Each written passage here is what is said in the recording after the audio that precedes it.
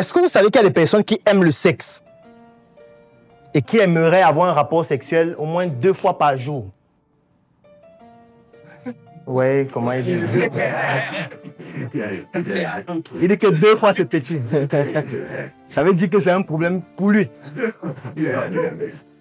Ça veut dire que lui, s'il veut avoir une partenaire, la question qu'il doit se poser, c'est: est-ce que ma partenaire est capable de supporter un rythme, c'est-à-dire une fréquence de rapport sexuel d'au moins 2 rapports par jour? C'est la question qu'il doit se poser avant d'avoir une copine.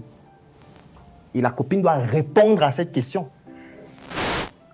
Parce que s'il voit juste une fille en route, il dit: elle me plaît.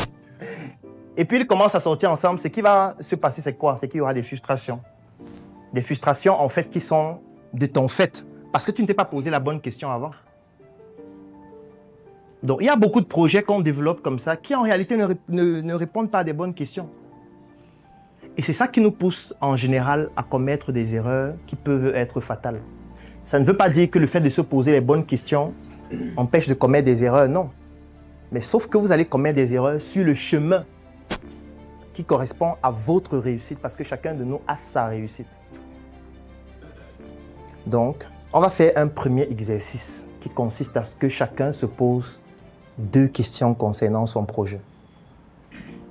Donc, vous allez considérer que le projet que vous avez actuellement, il n'existe pas, parce qu'il est beaucoup plus facile de repartir de zéro que de corriger ce qui existe déjà. Je pense que tous les ingénieurs vont vous dire la même chose.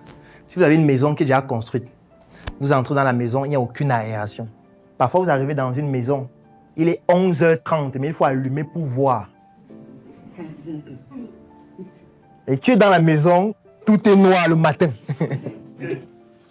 Tu entres dans la chambre, c'est comme si c'est une cellule qu'on a construite. Et les gens, chaque jour, entrent dans leur cellule, ferment la porte. Et tu as construit ta cellule toi-même, avec ton argent. Et chaque jour, tu entres dans ta cellule, tu fermes. Tu n'as pas besoin d'éteindre, puisque c'est déjà dans le noir. Et tu dors dans ta cellule. Même si tu cries là-bas, même si tu meurs, on va découvrir ça peut-être 2 jours après. Et parfois, quand tu arrives, tu vois comment la personne te dit: je voudrais faire des rénovations. Tu dis: madame, en fait, ce qu'il faut faire, c'est de détruire la maison.